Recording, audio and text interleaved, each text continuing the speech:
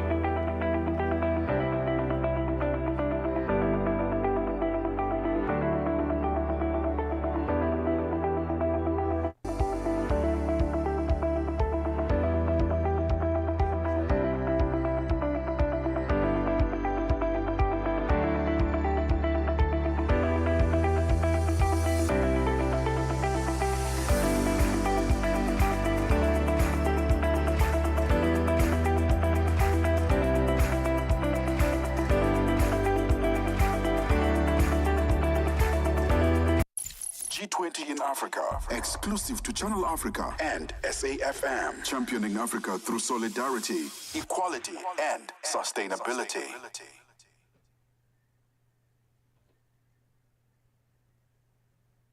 It is exactly 17 minutes after 4 p.m. Central African time as we turn our focus now to our weekly G20 feature brought to you in conjunction with SAFM. It's the National Pulse with Ashraf Garda and Africa in Business with myself, Tami Ngobeni, on Channel Africa. A very good afternoon to you, Ashraf. Great to be once again focusing on G20, and this time on young people. Absolutely, Tommy. Can you believe it? It's like just about 3 weeks, maybe just about 4 max before we get to G20 proper, right? So yeah, let's talk about young people. A lot has been spoken about G20 as we know it, but what about young entrepreneurs? Now, there is this G20 Young Entrepreneurs Alliance, and they had an event that was aimed at putting, well, in this case, a spotlight on, talent, influencing policy, and building meaningful partnerships between youth-led enterprises and investors. I think the big question really up front is like, are they able to really do just that?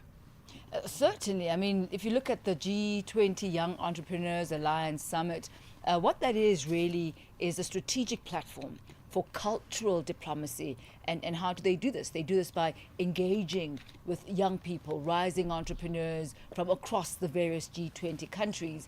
And they also do this while also building an affinity among future businesses and policy leaders, because really this is the next era. It's the next frontier of world and business leaders and policymakers as well.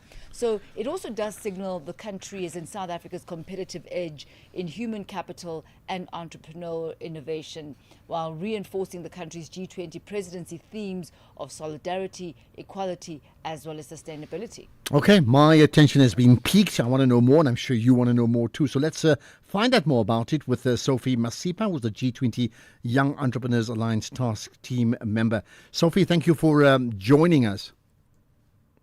Tammy, Ashraf, good afternoon. Thanks so much for having us. Thank you. So something we already mentioned in the intro, right? So when we talk about G20, that's one thing, but what is the G20 Young Entrepreneurs Alliance, and very importantly, how does this alliance align itself with the broader G20 as we would know it? So we are actually a collection of organizations from around the world, especially across the G20 countries. So we follow the same model, which is now 20+1 with the African Union. I'm currently the African Union Sherpa, and the presidency is held by my colleague in Nigeria. So we follow the same structure, young entrepreneurs. Generally, it's built also from business chambers, so youth business chambers. So we are endorsed by the B20, endorsed by the G20, but we're slightly independent. So we have members who pay membership fees across the world.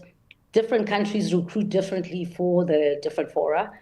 We have a membership platform. Other countries would run a competition for startups, for their entrepreneurs, and that's how they pick the delegations for the various countries. So we have been in existence over the last 15 years. This was actually our 15th year anniversary.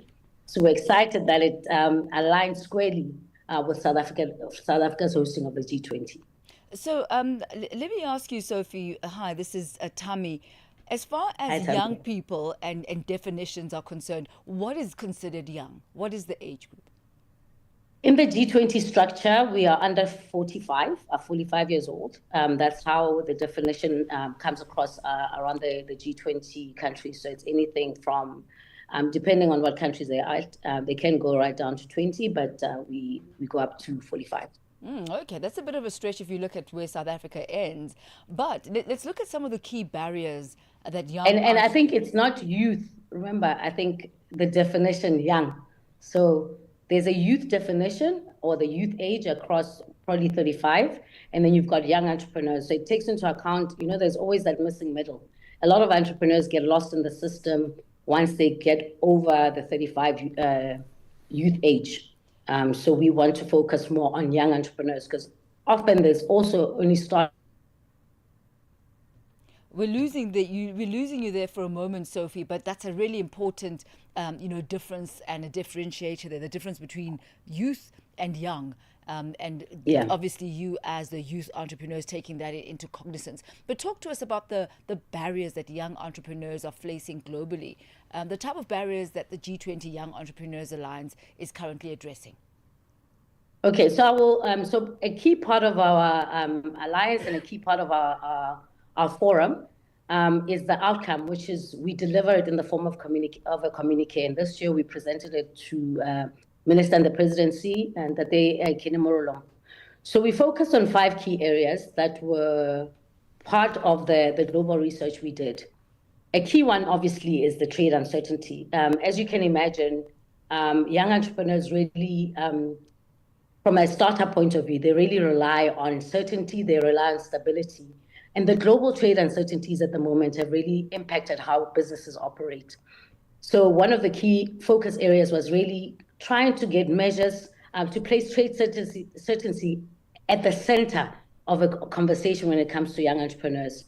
The second level we looked at is really around committing to promoting an inclusive growth, really around equitable access, one, to funding, to markets, and also to products that people need. The third level we looked at, in line with obviously the total theme, was around agriculture and food security, which was a strong theme from our entrepreneurial countries, in that when you look at where countries are going, when you look at climate impact, agriculture, food security is one of the key things that's really affecting young entrepreneurs around the world. And then the green economy transition, not necessarily a barrier, but we feel that it opens up a lot of doors for young entrepreneurs to really focus on the harmonization of some of the regulations. If there's no harmony, obviously we struggle around what it is that we want to achieve from a regulatory point of view. And the fifth one really being around the technical policy and educational infrastructure for digital growth. We've seen a lot of thriving young entrepreneurs across the world, and partly, the harmonization and standardization can become a key hindrance to growth for entrepreneurs. Let me come in. Those are the 5 key areas we focused on. Okay, let me come in here. I think, as we get down to G20 itself coming up sort of around the 20th of November, I mean, we already talk about this alliance, right, and being aligned itself, but how do you ensure, therefore, that with regard to entrepreneurs in particular, well, put it bluntly, how can we ensure that they actually literally have a seat at the table, that they have a meaningful voice with meaningful impact coming out as they work within the G20 framework? Okay. So I'd say we did it in 2 ways, and we are continuing to do it. One, I'd say 3 ways. One is ensuring that we've got enough of a membership base to allow a deeper voice. That through our partnerships that we have with corporates, where we ask them to bring young entrepreneurs who would not necessarily have access to these platforms onto the table. The second level we did was we also obviously invited government to our G20 structure. So we had a minister in energy, we had a representation from the DG at foreign affairs, and the communique was delivered to the presidency through DP Morulong. So that's the first level. The second thing we did at the forum was to ensure that we have representative voices, one from the B20, one from the Y20. So we don't see this as a competitive platform. We see this as a collaborative platform for young voices across South Africa, across the continent, and across the world, that we ensure that the outcomes that we want to put on the table are what we all hope to come out. What happens after the communique is signed by the various G20 countries from the G20 Young Entrepreneurs Alliance, that's why we host early. We generally we prefer to host 2 to 3 months before the B20 and the G20 summits. That gives us enough of a timeline to start our roadshows. So each country, each president, each Sherpa, when they go back to their countries now, they've been doing the rounds to ensure that we table our communique in advance of the B20 meetings, in advance of the G20 meetings. So that's how we've been doing it, Ashraf. And we not only do it before, we continue to do it even post the meetings, because obviously change is not overnight, right?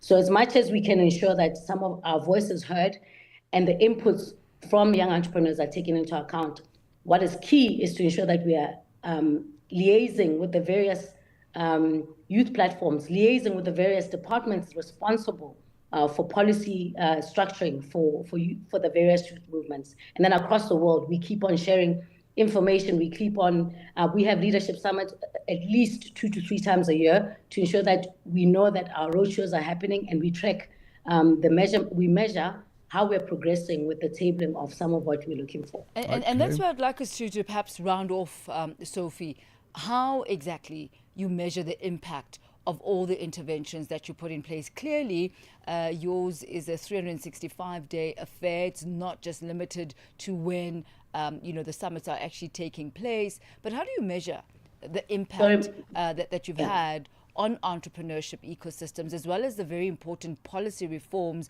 across your various member countries? Okay, so I think one of the key things that we set out in the communique, for instance, where we speak. So under each of the 5 elements that I spoke about, we have a wish list. So whether it's an entrepreneurship fund, whether we're talking about cross-border innovation hubs, right? So we set a target. Each country assumes some of those elements depending on what are the pressing issues in those countries. And what we do is we start working towards those relationships. For us, one of the key things that has come out, and we started it before we even came into the G20, into our meeting, was a tighter relationship with our China partners in creating what we call a China-Africa Center. So we had a joint meeting. They brought a huge delegation here, and our plan is to launch it in April next year. I'd say in the second quarter of next year. And partly, those are some of the measures we put in place.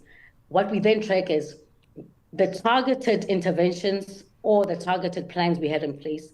How are we achieving them? So if we're saying we want to ensure that we're moving so many businesses through the system, we do that.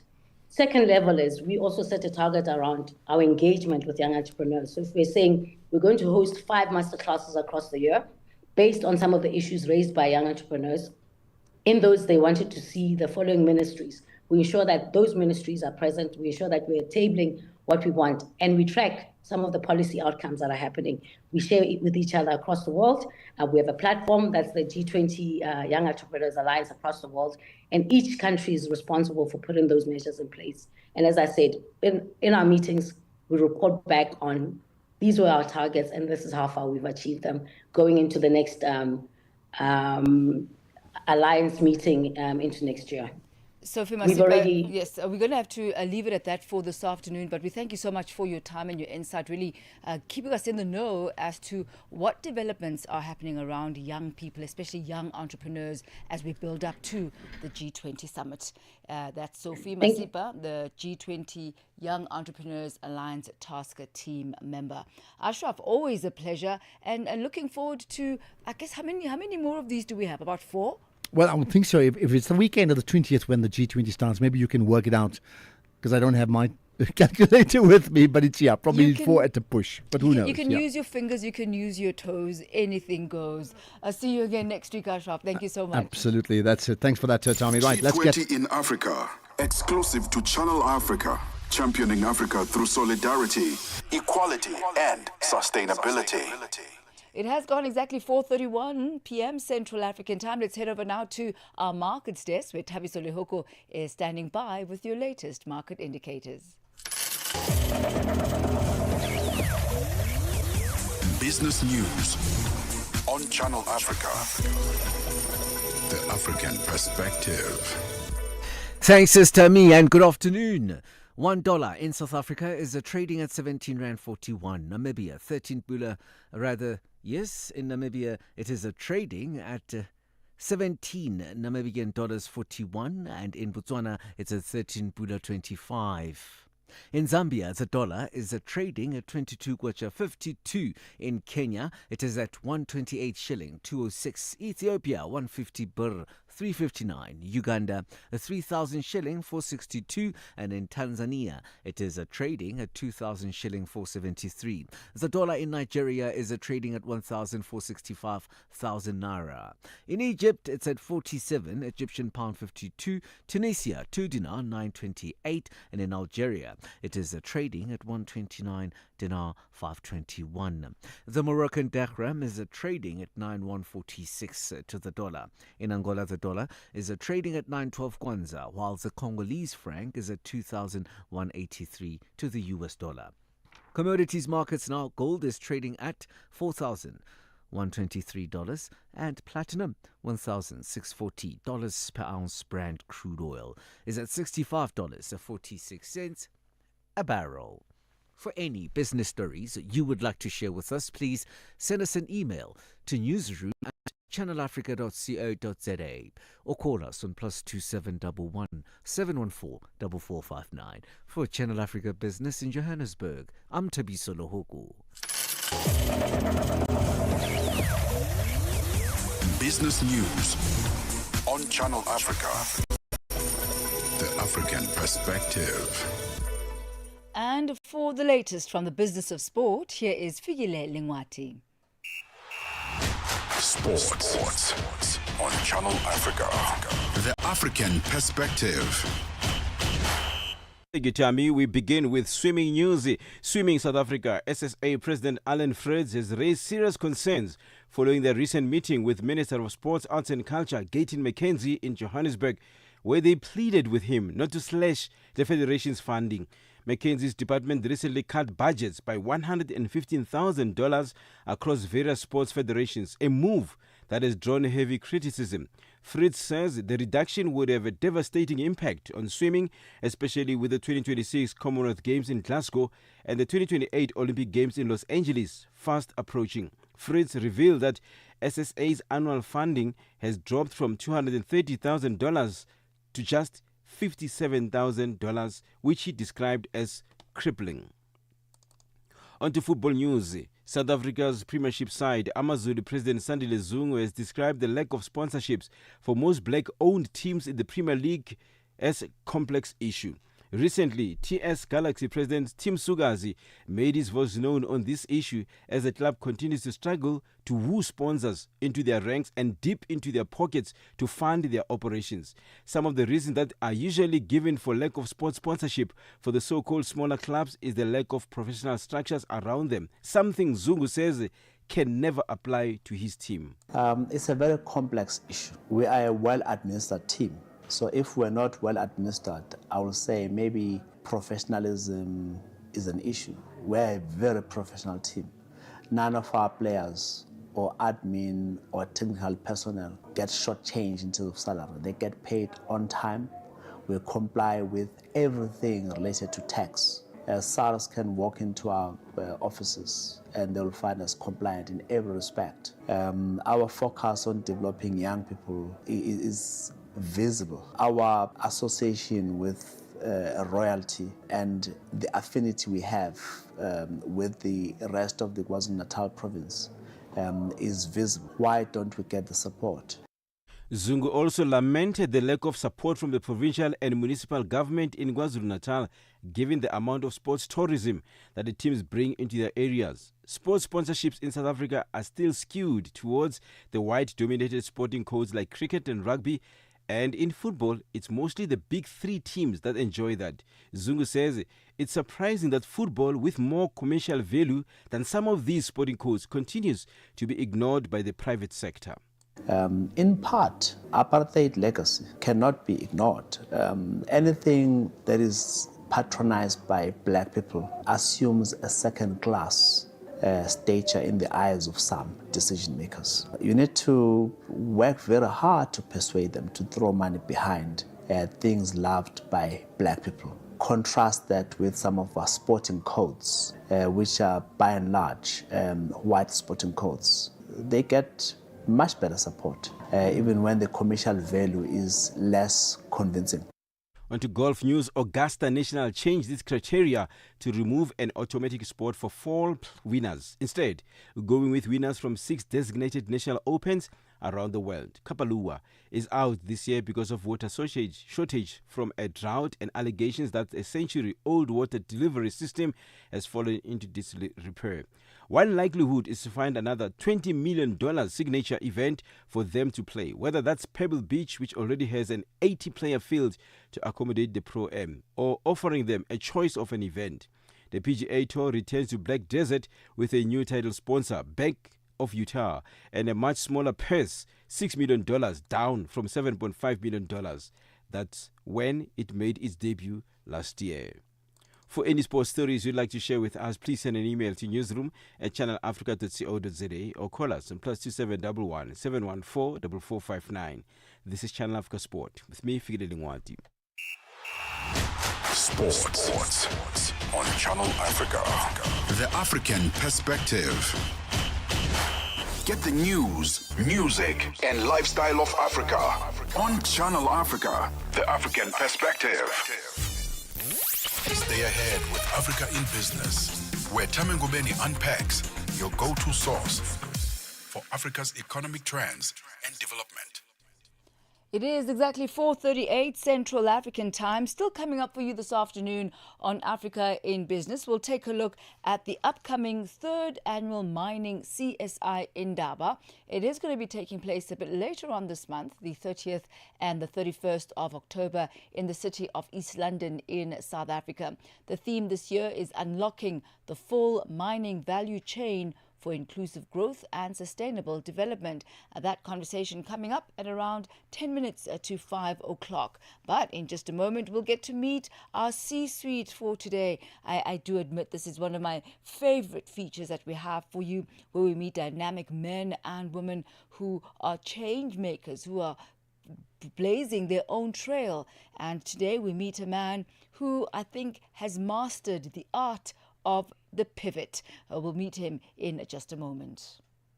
The Morning Switch Weekend with the Shy Guy. The story that takes us to Zambia. There are two men actually that were sentenced to prison for the plot to kill the president with witchcraft. You go like, what? So these guys were arrested actually in Lusaka. And what was found on them was a live chameleon. Can you believe that? Animal tails and bottles of concoction.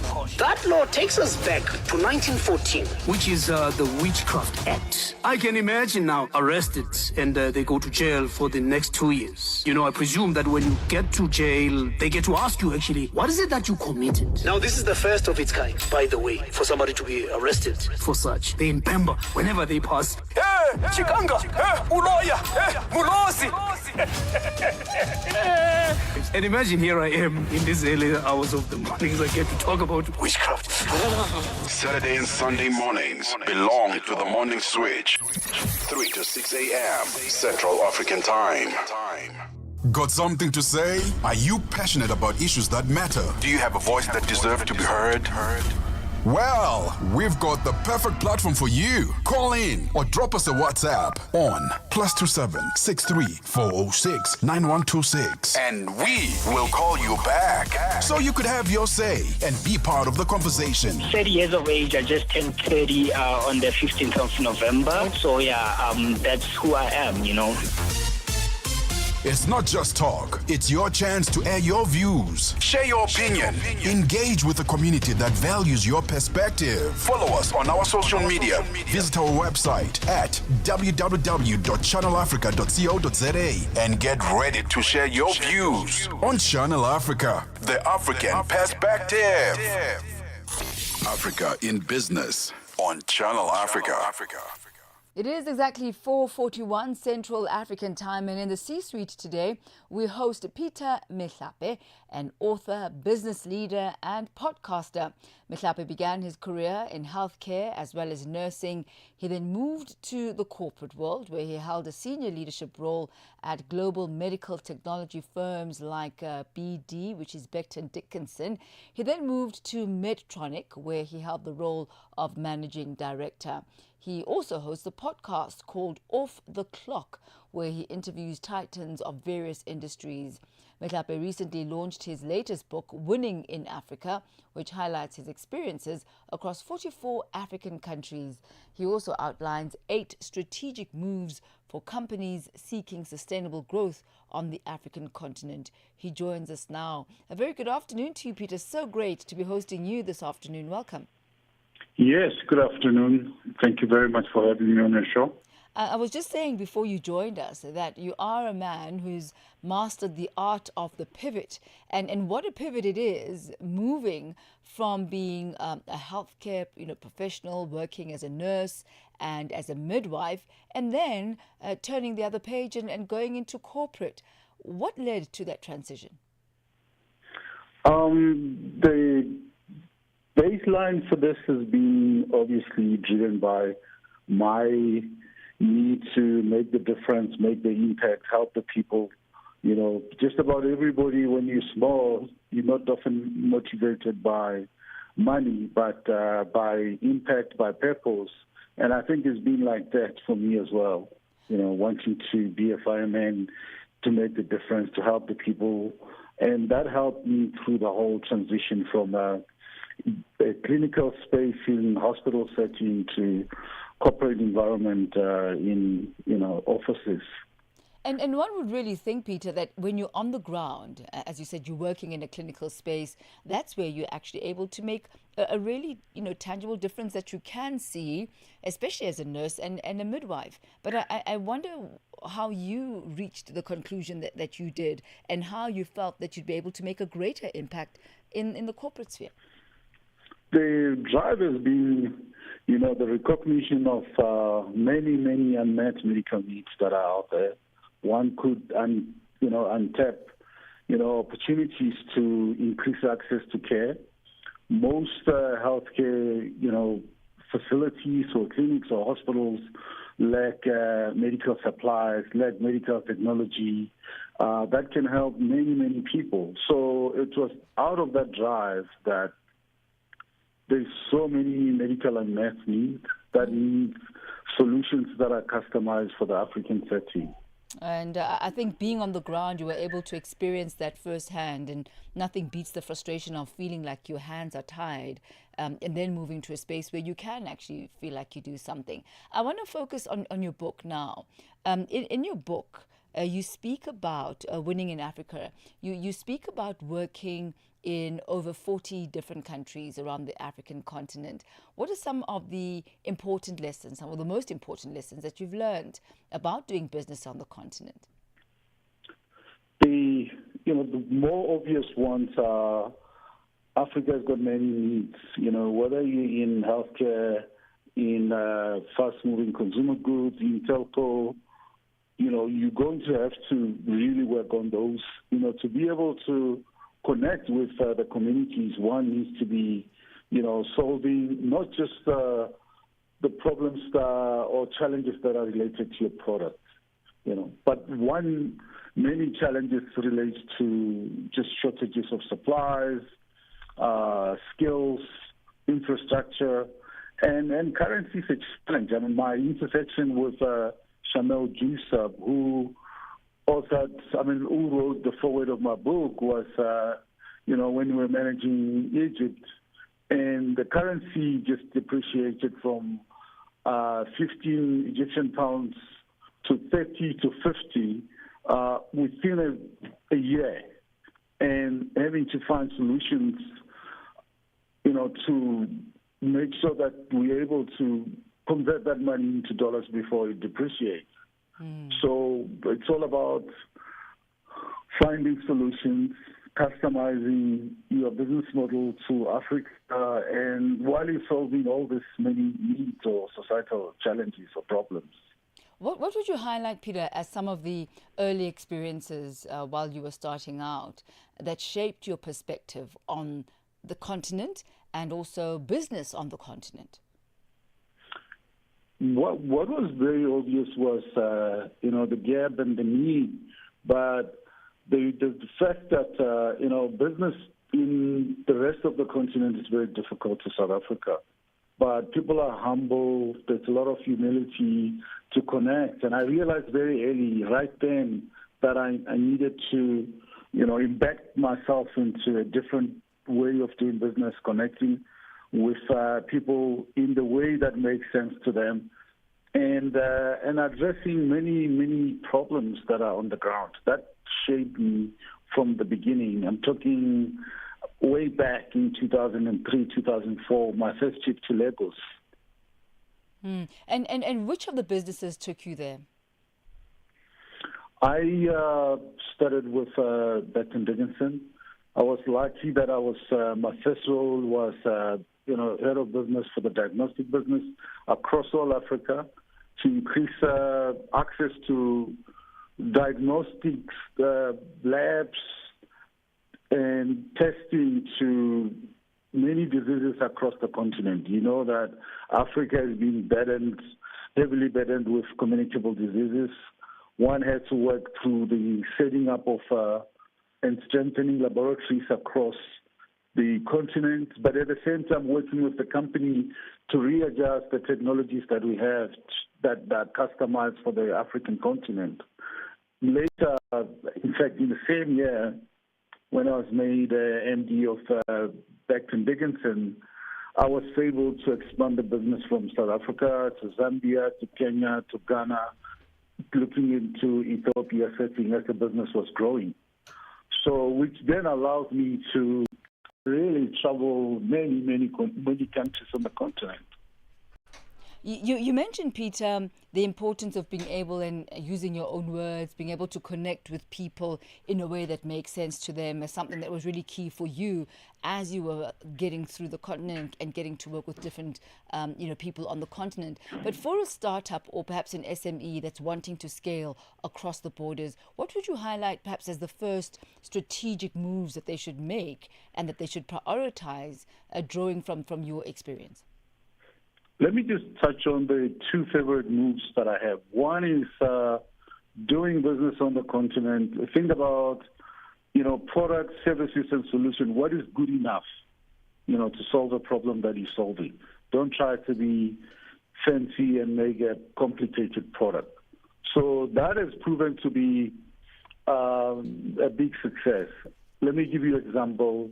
Medical companies making a portable diagnostic tool that is running on a battery that you can be able to assemble people under a tree and test them. Or other companies have done a sonar that is handheld. A physician can take it and go on a Uber or tuk-tuk and go see the patients, to see more patients and increase access to care. The other move that is also very impactful in Africa, strategic move, it's called making sure that everyone wins when doing business in Africa. And it talks about shared value creation. Normally, when you do business, you're solving a problem. Think about food, it's a nutrition problem. Telco, it's a communication, whether it's through internet or whatever. But when you do that, solving all societal problems, making sure that everybody wins into that. But in some cases, you may be able to have to step in, do a solution in areas that may not be. Shamal Yusuf mentioned during the launch that as a telco company, they had to create a healthcare facilities to end the rise of connecting with the community and be a trusted partner in those communities. Peter, it's been absolutely awesome chatting with you this afternoon. Thank you for sharing your time, your experience, and your expertise. And I really do look forward to reading your book. I haven't as yet, Winning in Africa, where you talk about the 8 moves to business success on the continent. So looking forward to reading that, and hopefully we'll have another conversation post that, where we can actually delve into your suggestions there. But thank you so much for your time, and wishing you continued success. You're welcome. Thank you. Thanks, Peter. That's Peter Motlape. He's author of the book Winning in Africa. He's also a business leader and podcaster. He takes us to exactly 4:51 Central African Time. From markets to innovation. From markets to innovation. Africa in Business with Tami Ngubeni covers it all. With Africa's future in focus. Channel Africa, the African perspective. It is exactly 4:51 Central African Time as we turn our focus now to the Eastern Cape Province in South Africa. They'll be hosting the province's 3rd annual Mining CSI Indaba. It takes place a bit later on this month, on the 30th and the 31st of October in East London. The 2025 Indaba aims to catalyze sustainable development by promoting the entire mining service value chain, from exploration to beneficiation, while also leveraging the province's geographic location, its skills base and infrastructure potential. The organizers say that this year's theme, which is unlocking the full mining value chain for inclusive growth and sustainable development, reflects the province's bold vision to harness its untapped mineral and human capital. And they're going to be doing this through integrated, community-driven and future-focused approaches. Joining us this afternoon is Nosipibo Mzamo, the Chief Executive Officer at State Diamond Traders. So good to have you with us, ma'am. Welcome. Thank you, Tammy. Good afternoon. I'm really quite intrigued by the theme of this year's Indaba, unlocking the full mining value chain for inclusive growth and sustainable development. Now, those phrases, inclusive growth and sustainable development, have pretty much become the bedrock of mining in contemporary times. How do you hope to be able to achieve this? First, Eastern Cape is one of the provinces that has played a huge role in the mining in South Africa by sending labor to provinces like Gauteng, Northwest, and Limpopo, but not benefited as a province in terms of mining. So by doing this is to ensure that we look at what potential does Eastern Cape has. There's a lot of untapped resources that have not been looked at, and by having this mining in Indaba, we are looking at bringing investors that will then make sure that they invest into exploration and bring value in those untapped resources of the Eastern Cape. And how do you plan to measure success? What are the measurable targets that you hope for? Measurable targets here is the amount of investors that come in terms of, because it is important to bring in those investors that can put in money into exploration, but also companies like ourselves, the State Diamond Trader, we have a role to play in skills development of the country, so that then the youth of the country, specifically the Eastern Cape, which we know has a high rate of unemployment, so that we can bring them opportunities that we can take to them, and they can utilize this mining in Indaba to understand what role the State Diamond Trader does. Is mining in East London still virgin territory as far as knowledge, accessibility for the community there? I mean, you have described the fact that it's really been sucked out of East London because you get a migrant, structure. But is it virgin territory, or is the community pretty much au fait with mining as an industry and a sector? It's a virgin territory. Most of the mining that has been happening is quarry mining, which is specifically for road maintenance. So that's the type of mining has been happening in the Eastern Cape. But there's a lot of potential of looking at titanium, heavy sands. If you've heard about the Kolobeni sands that they were stopped because of environmental issues. So there's a lot of untapped resources that makes the province a highly virgin ground in terms of mining opportunities. And the type of investors that you've received interest from so far, can you highlight the type of companies that have shown interest? For the type of people that have shown interest is your mining exploration companies, mining companies currently around the country, but also companies like ourselves that are involved in mineral beneficiation. You mentioned this a bit earlier on, but I'm going to bring it in now. You said one of your key objectives is to educate the community about what the State Diamond Trader does. Perhaps you can start with us. Okay, State Diamond Trader is a state-owned entity that is involved in diamond beneficiation, and we also, and our mandate is to transform the diamond industry by making diamonds available to your historically disadvantaged South Africans for purposes of diamond beneficiation, which is cutting and polishing of diamonds. So making sure that the diamonds that are mined in the country, they leave the country as cut and polished diamonds. So we want to take now this opportunity and bring it to your youth and women of the Eastern Cape, where we provide enterprise development programs, where we train them on cutting and polishing, we train them on a business in cutting and polishing, and also bring those skills to the Eastern Cape. We have been focusing quite a bit on the decline in the diamond industry. Not a decline in the value of the diamonds, but the decline in the demand of, original diamonds. Yes. And this is with the rise of synthetic diamonds, etc., and lab manufactured diamonds. What view do you have on this, and what impact does this have on the skills programs that you have, and I guess the employability of those individuals who will be trained in an industry that quote unquote seems to be dwindling? Yeah. I've said in marketing, you will have your niche clients, and your natural diamonds is specifically looking at a niche clientele. So your lab-grown diamonds have taken only 10% of your natural diamonds. So there's still a need for your natural diamonds, which then we are continuously ensuring that we build those skills on cutting and polishing of these diamonds. Now we are embarking on marketing of natural diamonds and teaching the consumer to understand why would you go for a natural diamond and not a lab-grown diamond. And a natural diamond, it's rare, it's different from the other, and each one carried its unique feature. And there'll always be a place for authenticity. You know, Definitely. I'm just reminded, it was James Bond, diamonds are forever. Diamonds are forever. And they Yes. still do remain a woman's best friend.